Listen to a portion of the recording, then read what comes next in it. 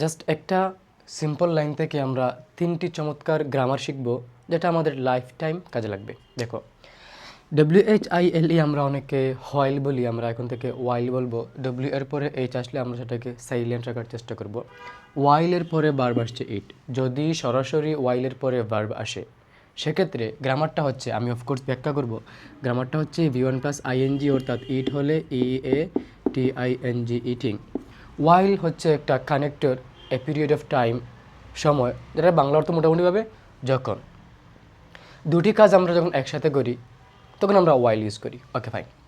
যদি ওয়াইলের পরে সরাসরি ভার্ব না এসে আগে সাবজেক্ট আসে তারপরে ভার্ব, সেক্ষেত্রে আমরা according to the sense present continuous কিংবা পাস্ট কন্টিনিউয়াস করব। তবে ওয়াইলের পরে সরাসরি ভার্ব আসলেই V1 plus I N G. So while eating, যখন খাবো, we should, SHOULD, should, can, could, shall, should, will, would, may, might, must, এগুলো হচ্ছে মডাল ভার্ব। মডাল ভার্বের পরে ভার্ব আসলেই ভার্বের বেস ফর্ম বসে। Question is, what is base form? যেই ভার্বের সাথে SES বসবে না, ED বসবে না, ING বসবে না, মানে আমরা বসাবো না, সেগুলো হচ্ছে বেস ফর্ম। তাহলে শুড যেহেতু মডাল এবং মডালের পরে ভার্বের বেস ফর্ম বসে, অর্থাৎ BEAR, we should beer in mind. এই যে মডাল প্লাস B1 লিখে নাও, এটাকে বলা হয় বেয়ার ইনফিনিটিভ। ইনফিনিটিভ দুই প্রকার, আমরা একটা পড়ব 2 প্লাস বেস ফর্ম, আমরা এটা সবাই পারি, এটা হচ্ছে ফুল ইনফিনিটিভ বা জিরো ইনফিনিটিভ, আমরা যেটাকে বলি। আর মডাল প্লাস ভার্বের বেস ফর্মকে বলবো আমরা bare infinitive. Fine.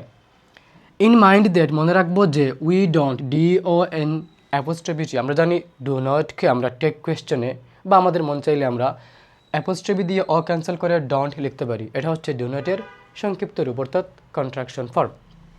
It just to plus ভার্বের বেস ফর্ম। তোমার মনে এই কোয়েশ্চেন যে টু তো প্রেপোজিশন, আমরা জানি প্রেপোজিশন প্লাস ভার্বের V1 প্লাস আইএনজি হয়, তবে টু বাদ দিয়ে সেটা হবে ভার্বের বেস ফর্ম, অর্থাৎ যাহা আছে তা বেস ফর্মের সাথে কোনো চেঞ্জ হবে না। We don't it just to satisfy hunger, আমরা শুধুমাত্র ক্ষুধা নিবারণের জন্য খাই না। অর টু, আবারও সেম একই ফর্ম, ভার্ব হচ্ছে ফিল, তাহলে আমি ফিল লিখতেছি অর টু ফিল দি বেলি, অর্থাৎ যখন খাবো আমরা মনে রাখবো আমরা শুধুমাত্র ক্ষুধা নিবারণের জন্য কিংবা পেট ভরার জন্য খাই না।